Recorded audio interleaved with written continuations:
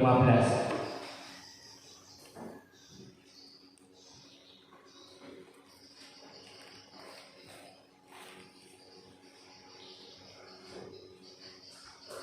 Ibrani pasal 13 ayat yang ke-15. Mari kita membaca ayat secara bersama-sama. Ibrani pasal 13 ayat yang ke-15. Bapak Ibu yang membawa Alkitab silakan baca kitabnya. Yang bawa HP yang ada isi Alkitabnya silakan juga dibuka. Membaca dalam Ibrani 13 ayat yang ke-15. Kalau sudah menemukan, mari kita baca bersama-sama. 1, 2, 3. Sebab itu marilah kita oleh Dia senantiasa mempersembahkan korban syukur kepada Allah, yaitu ucapan bibir yang memuliakan namanya. Yang berbahagia adalah setiap kita yang belajar merenungkan dan melakukan kebenaran firman Tuhan.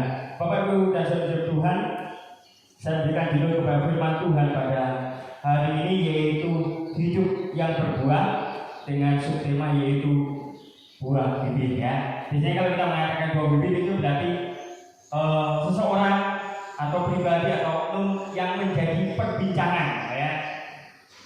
Misalkan dia punya prestasi, jadi buah bibir ya, artinya dibicarakan ya, dibicarakan. Tetapi maksudnya Bapak Ibu Tuhan, hari ini bukan begitu, bukan seperti yang biasa sebagai sebuah istilah itu, tetapi ini adalah berkaitan dengan bagaimana bibir kita itu menunjukkan buah yang menjadi berkat, ya. Bapak Ibu dan saudara Tuhan, saya menyaksikan sebuah film yang bergenre komedi, yaitu tokohnya, bintangnya adalah Eddie Murphy, ya, warga kulit hitam ya. Jadi Bapak Ibu dan Tuhan, ada pesan yang manis, pesan moral yang cukup luar biasa ya, dengan sebuah judulnya yaitu 1,000 words, kalau salah artinya ribuan kata atau 1000 kata. Bapak Ibu Tuhan, ini mengisahkan seorang yang artinya tadi berubah drastis ketika tergores sebatang pohon. Ya, jadi dia sebagai penerbit, seorang agen penerbitan buku ya, seorang agen penerbitan buku, maka dia itu agen, karena agen maka dia pemasaran. Karena pemasaran kan tentu banyak ngomongnya ya. Kalau orang pemasaran tidak banyak ngomong, tidak cocok ya. Jadi Eddie Murphy ini memainkan peran cukup bagus ya. Dia seorang yang akan diperankan sebagai orang yang banyak bicara ya, bahkan melalui apa yang disampaikannya banyak orang yang menjadi terkenal ya. Kemudian apa yang dipasarkan, apa yang ditawarkan kepada orang itu menjadi laku keras ya. Bapak Ibu dan Tuhan, kemudian suatu hari dia tangannya itu tergores ya, sebuah batang pohon, yaitu batang pohon bodi ya. Kemudian Bapak Ibu dan Tuhan, kemudian akhirnya sejak saat itu setiap dia mengucapkan satu kata, maka satu lembar daunnya akan gugur ya. Jadi semakin banyak bicara, maka semakin banyak pula daun yang berguguran ya. Dan kalau daunnya, jadi banyaknya daun yang berguguran ini menentukan umurnya. Kemudian kalau daunnya itu habis, berarti itu menjadi petaka bagi dia, artinya umurnya juga habis. Sebab itu bagaimana ya caranya supaya dia memiliki umur yang panjang ya, Bapak Ibu Tuhan. Dan dimulai dari situ perjuangan dia sebagai seorang yang banyak ngomong, bagaimana sehingga dia bisa omongannya itu tadi sehingga dia bisa menahannya, sehingga dia bisa menjadi panjang umurnya. Luar biasa kalau Bapak Ibu penontonnya ini memberi pesan yang baik. Bapak Ibu dan Tuhan, kita kembali ayat ini kan menjadi pengantar bagi kita bagaimana bibir itu menjadi sesuatu yang menjadi berkat ya. Bapak Ibu dan Tuhan, dalam surat Ibrani ini ada surat Ibrani, sebuah surat yang diberitakan kepada Yahudi yang percaya kepada Kristus, menjadi pengikut Kristus. Mereka menjadi pengikut Kristus dan dampaknya adalah yaitu mereka mengalami penganiayaan yang berat. Mereka mengalami penganiayaan secara sosial, artinya disingkirkan, dan juga mengalami penganiayaan secara fisik, baik itu dari pihak Yahudi maupun dari pihak Romawi. Oleh sebab itu banyak dari mereka yang mulai bimbang, yang mulai goyah tentang iman. Mereka mempertimbangkan bagaimana kalau kita kembali lagi kepada agama Yahudi, ya. Ketika mereka jadi kembali lagi ke agama yang awal. Bapak Ibu Tuhan, oleh sebab itu surat Ibrani ini memberikan pengajaran supaya mengingatkan kepada semua orang penerima surat tadi, yaitu orang-orang Yahudi yang berada di perantauan, untuk tetap beriman kepada Yesus dan tinggal hidup di dalam kekristenan. Bapak Ibu Tuhan, penulis menunjukkan keunggulan-keunggulan secara teologi, menunjukkan keunggulan-keunggulan. Yesus itu lebih daripada Musa, Yesus itu lebih daripada malaikat-malaikat. Artinya keunggulan-keunggulan lebih daripada yang lain, lebih dari imam-imam yang lain, ya. Bapak Ibu Tuhan, namun pada akhir pasal yang ke-13, ya, pasal yang secara khusus ini berbicara tentang bagaimana hidup praktis sebagai orang-orang yang percaya kepada Tuhan.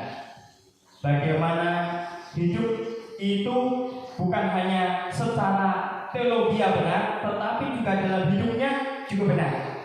Ya, dalam kehidupan moral sehari-hari. Dan sebab itulah maka firman Tuhan hari ini atau hari ini saya sampaikan kepada kita semua. Bapak Ibu Tuhan, ayat pasal 13 itu diawali dengan peliharalah kasih persaudaraan. Ya, ayat 1. Peliharalah kasih persaudaraan. Artinya Bapak Ibu Tuhan, ayat 1 ini menjadi dasar supaya hidupnya bagaimana itu hidup persaudaraan itu bisa terjalin. Sebab itu katakan peliharalah kasih persaudaraan. Ini berbicara tentang sebuah usaha. Ya, jadi persaudaraan itu bukan tiba-tiba terjadi, tetapi persaudaraan itu diusahakan. Kita sesama saudara, satu saudara kandung saja bisa bertengkar. Ya, saya ingat saya dulu pernah masalah di sawah aja bisa bertengkar dengan adik saya dengan radio segala macam bertengkar. Itu kasih persaudaraan, yaitu dalam saudara. Apalagi ini dengan saudara yang jauh, sepupu atau saudara yang sedang lain. Sebab itu Bapak Ibu dan Saudara bisa Tuhan, mengapa kita itu harus memelihara kasih persaudaraan? Bapak Ibu yang sudah bisa Tuhan, ayat pasal 13 ini menunjukkan bahwa kita ini akan masuk di dalam kehidupan yang penuh dengan tantangan, kehidupan yang penuh dengan hambatan, penderitaan, tantangan hidup, bahkan kesulitan-kesulitan. Tidak ada seseorang yang akan terus mengalami kehidupan yang baik. Ada saatnya dia mengalami penderitaan, mengalami goncangan hidup. Sebab itu perlu persaudaraan ini dipupuk. Untuk apa? Supaya saling dinilai, saling meringankan, satu yang saling mendukung. Sebab itu peliharalah kasih persaudaraan supaya kuat ketika menderita, mengalami kekuatan. Bapak Ibu sekalian Tuhan, kita kembali kepada ayat yang kita baca tadi, yaitu sebab itu marilah kita oleh Dia senantiasa mempersembahkan korban syukur kepada Allah, yaitu ucapan bibir yang memuliakan namanya. Bapak Ibu dan sekalian Tuhan, dikatakan bahwa ayat itu mengatakan bahwa ucapan bibir itu, yaitu bibir yang memuliakan Allah, adalah bibir yang mempersembahkan korban syukur. Artinya ketika bibir kita menjadi buah, ya, memuliakan Allah, maka itulah persembahan kita, persembahan hidup kita. Jadi yang dimaksudkan adalah ini dalam kehidupan sehari-hari, bukan berbicara kehidupan di dalam gereja. Saya kan kalau dalam gereja Bapak Ibu sudah memuji Tuhan, nyanyi, ya. Tetapi sesungguhnya pujian persembahan kita, pujian kita adalah ketika kita dalam kehidupan sehari-hari bersama-sama dengan orang, itu memuliakan Allah dalam kehidupan sehari-hari. Bapak Ibu yang sudah Tuhan, ini berbicara tentang bagaimana ketika kita kita menghadapi banyak situasi.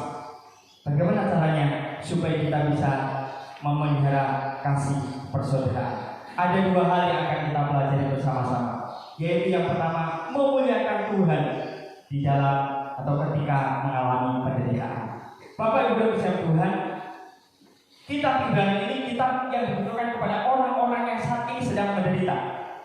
Sebab itu dikatakan bahwa ayat ini berbicara supaya kita kuat ketika menghadapi penderitaan, yaitu dengan cara memelihara kasih persaudaraan. Memelihara kasih persaudaraan dengan apa? Dengan ucapan bibir yang memuliakan Tuhan. Bapak Ibu bisa Tuhan, dalam Amsal 10 ayat yang ke-11 dikatakan bahwa buah bibir orang benar adalah sumber kehidupan. Jadi sumber kehidupan itu adalah melalui bibir. Ya. Bapak Ibu bisa Tuhan, bahkan di dalam Yakobus pun dikatakan bahwa orang yang sempurna dan tidak bercacat celah yaitu orang-orang yang lidahnya mengatakan hal-hal yang baik, yang membangun orang lain. Jadi kalau orang itu sempurna, itu kelihatan dari mana? Kelihatan dari lidahnya. Ya, kenapa? Karena dalam kehidupan kita berkomunikasi, kita menggunakan lidah kita, menggunakan bibir kita, menggunakan mulut kita. Sebab itu dikatakan bahwa orang yang sempurna itu kalau bibirnya itu sempurna, itu sudah bagus. Kalau orang itu bisa bibirnya luar biasa, bibirnya baik, tidak ada kata-kata yang jelek yang keluar dari mulutnya, itu pasti orang sempurna. Ya. Bapak Ibu Tuhan, peribahasa Tionghoa mengatakan penyakit masuk dari mulut. Ya, betul ya. Kalau kita makanan itu bisa mendatangkan, memang diperlukan untuk kita. Tetapi ada kadang-kadang kalau kelebihan juga bisa menyebabkan penyakit. Ya, penyakit masuk dari mulut.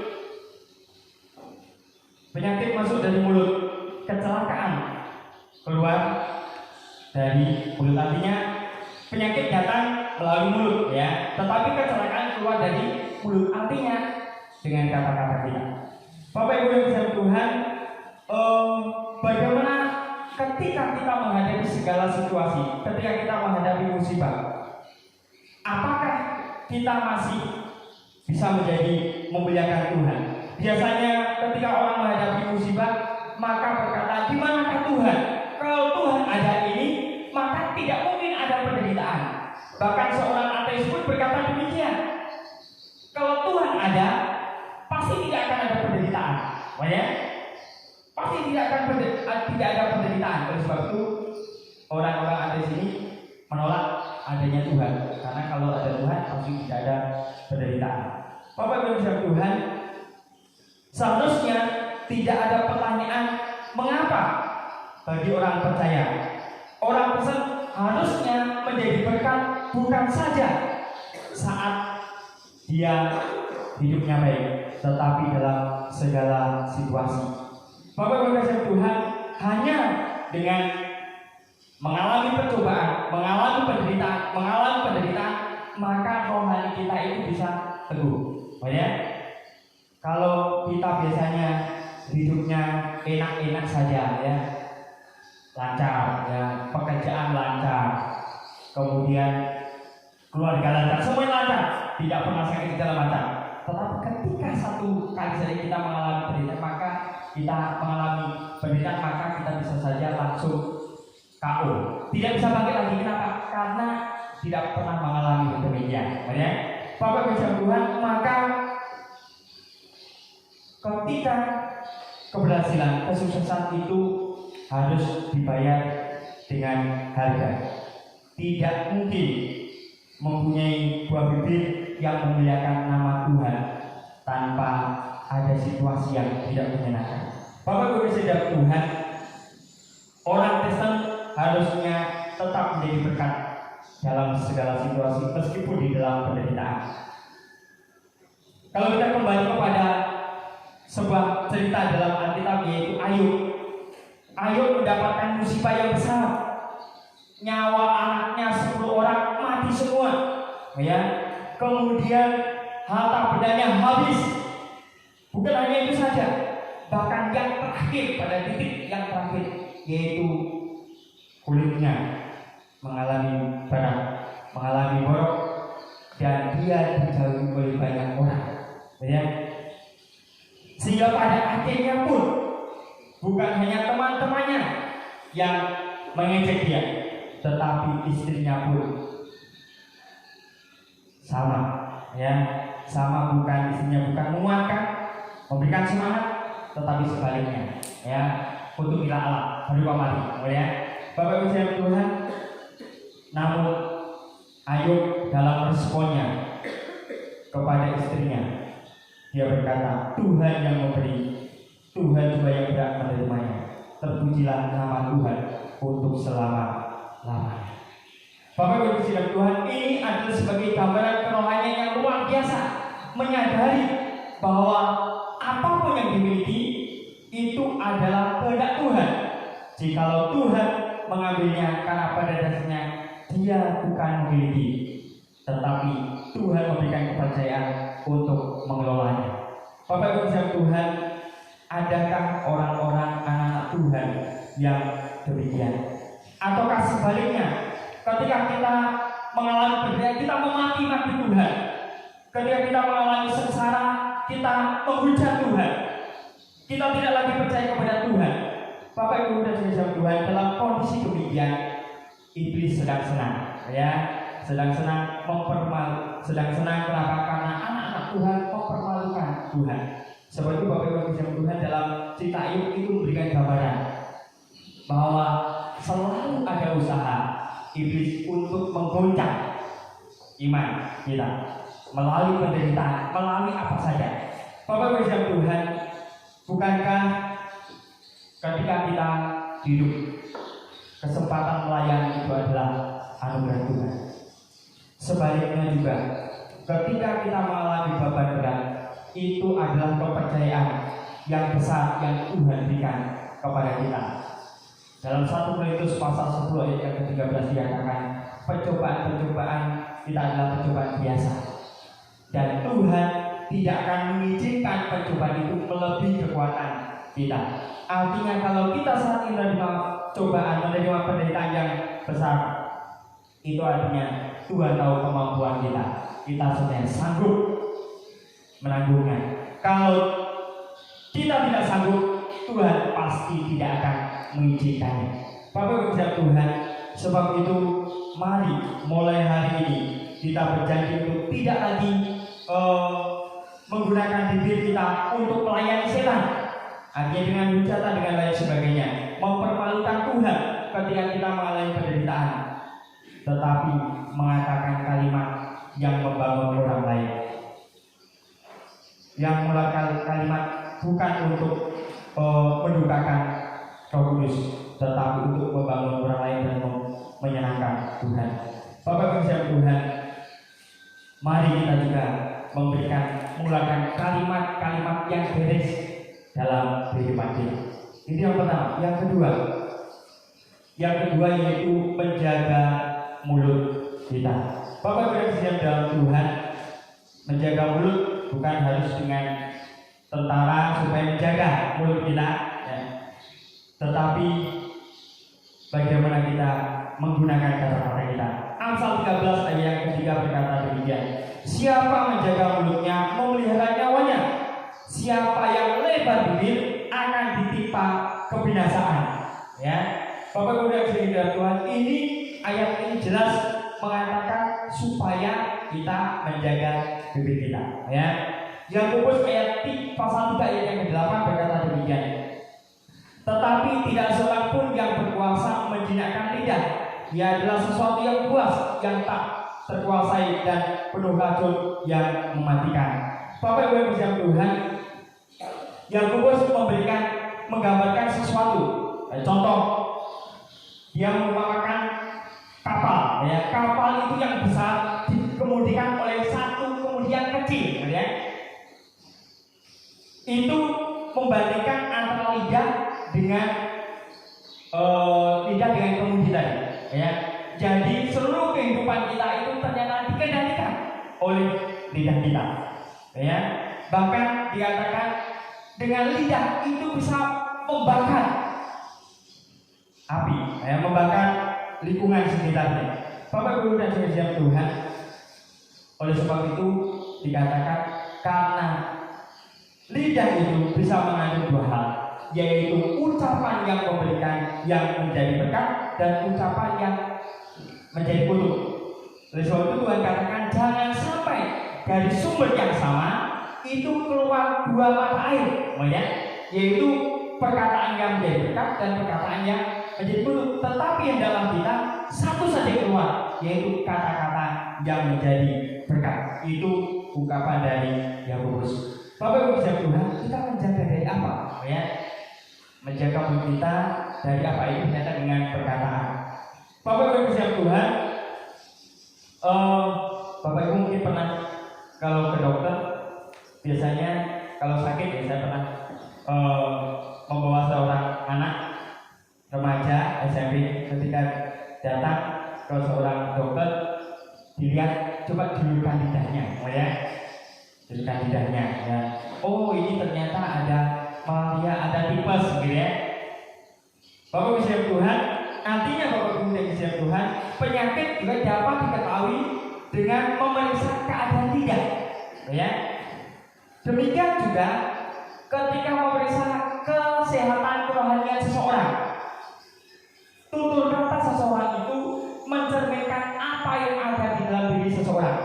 Baik orang itu baik, itu kelihatan di dalam tutur katanya, di dalam perkataannya, lidahnya, kata-kata yang keluar.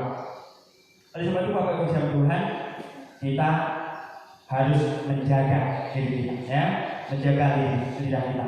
Efesus 5 ayat yang keempat berkata demikian.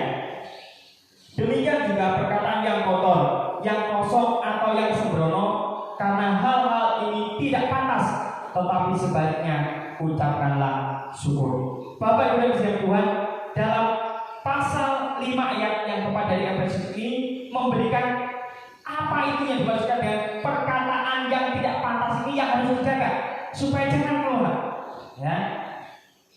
Dikatakan demikianlah juga perkataan.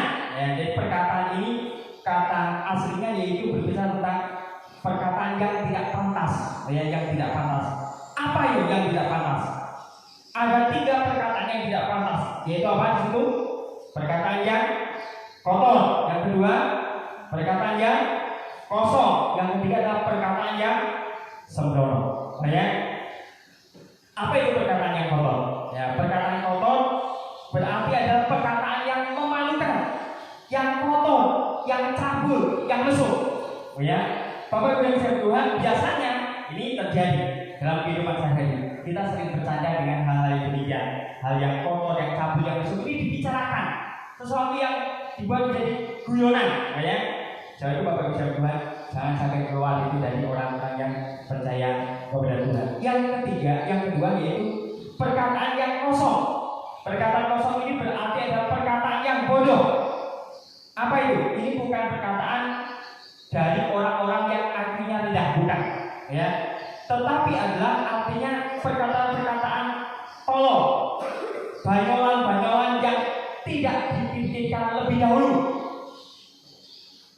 guyon-guyonan, canda-candaan, perkataan yang asal keluar tanpa dipikirkan matang-matang, termasuk juga perkataan yang sokal, Jadi Bapak Ibu dan Tuhan, ini perkataan-perkataan ini sering kali dalam kehidupan kita, karena kita biasanya supaya akrab, kadang-kadang ini kita pakai cerita, tetapi cerita yang bohongan, ada cerita yang kesannya buat lucu, tapi ternyata ada unsur kebohongan, Bahkan sekarang Bapak Ibu Tuhan ada istilahnya hoax gitu, itu menjadi masalah. Hoax itu adalah perkataan yang disengaja yang digunakan untuk memfitnah atau mencelakai seseorang, itu hoax. Bapak Ibu Tuhan, jangan keluar itu dari orang-orang yang percaya kepada Tuhan, supaya perkataan kita perkataan yang dari pikiran yang sehat, dari hati yang sehat.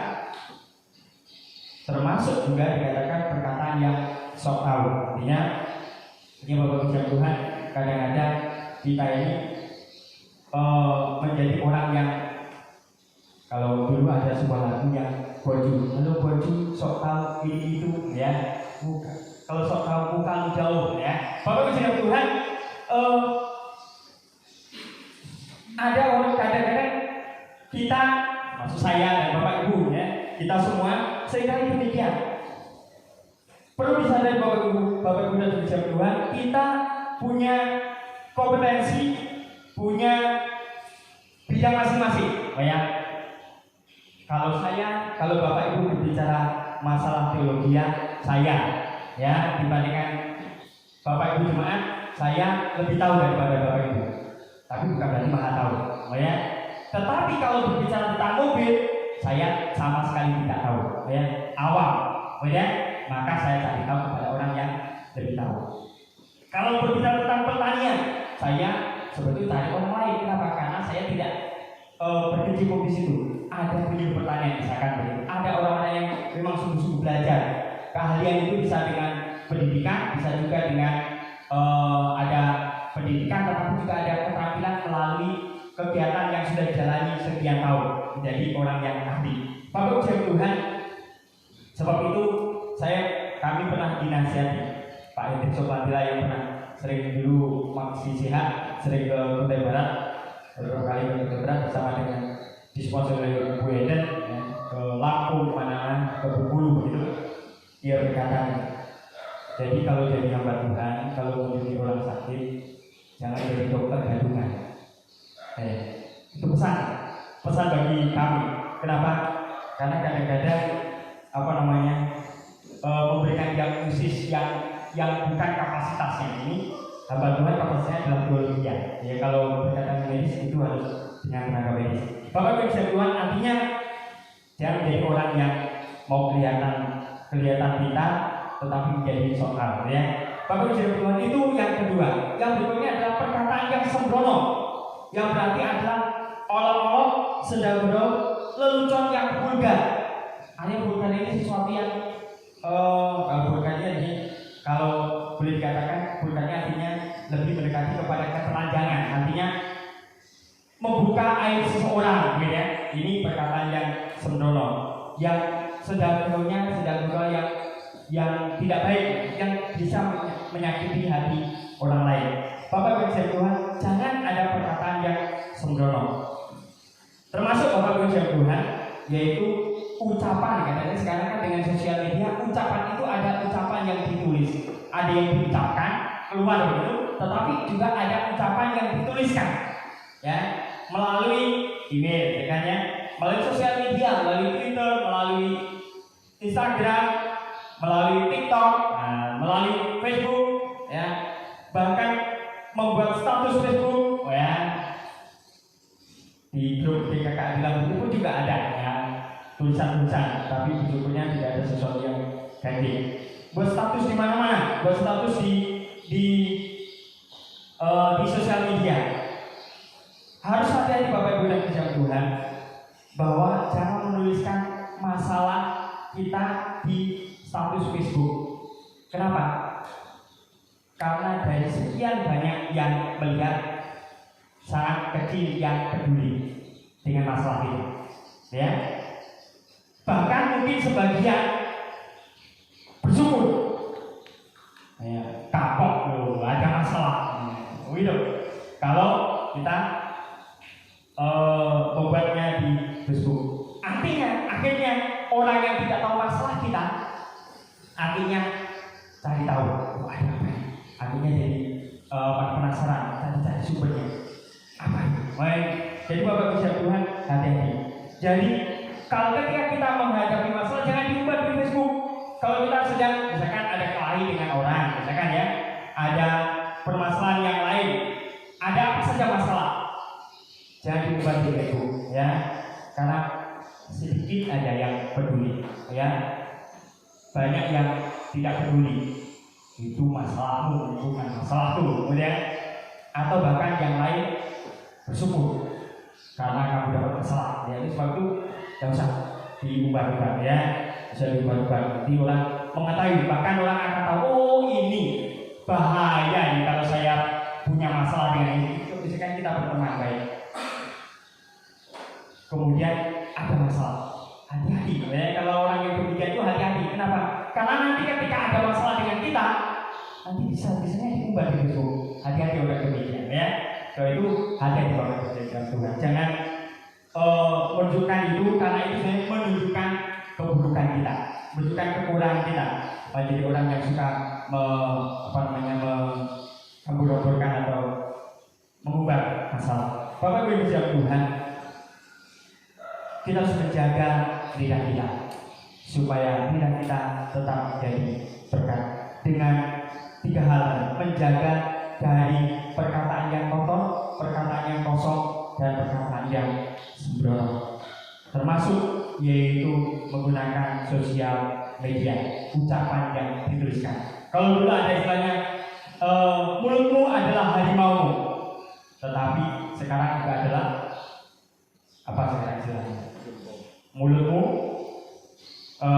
jarimu harimau. Ya, hati-hati. Bapak Ibu Tuhan, ada 2 firman ini menjadi berkat dalam kehidupan kita. Bila kita memuliakan Tuhan melalui bibir kita, menjaga persaudaraan dengan bibir kita, jangan sampai bibir kita itu menjadi masalah sehingga dalam kehidupan kita bersaudara kita mengalami kerenggangan. Dengan ucapan yang demikian bisa membuat kita lemah, karena tidak ada orang-orang yang hanya menjauhi kita karena perkataan-perkataan kita, sehingga kita tidak didukung ketika kita menghadapi permasalahan dan penderitaan. Baiklah, kita juga yang pertama memuliakan Allah sekalipun dalam penderitaan, memuliakan Allah meskipun mengalami kesulitan-kesulitan. Bibir kita tetap jadi berkat, dan janganlah sampai bibir kita menjadi sarana iblis, setan menguasai hidup kita. Lidah adalah bagian tubuh yang sulit dikendalikan, maka penting sekali menjaga lidah kita. Orang yang sempurna adalah orang yang mampu menjaga lidahnya, menjaga lidah dari kotor, perkataan kotor, menjaga lidah dari perkataan yang kosong, menjaga lidah dari perkataan yang sembrono. Mari kita berdoa. Tuhan Allah kami yang di surga, saat ini Tuhan kami telah belajar firman-Mu. Tuhan berkati kebenaran firman Tuhan yang kami renungkan. Bila ini Tuhan tolong hidup kami, supaya hidup kami dalam masyarakat, hidup kami dalam penderitaan, hidup kami di dalam situasi apapun juga Tuhan, kami tetap jadi berkat melalui perkataan, melalui ucapan-ucapan kami. Tuhan Yesus, hal-hal yang tidak Engkau kehendaki kiranya Tuhan tolong supaya kami dapat menjaganya, tetapi sebaliknya Tuhan kami mulakan kata-kata yang menjadi berkat bagi orang lain. Di doa kami Tuhan, di dalam nama Tuhan Yesus kami berdoa. Amin.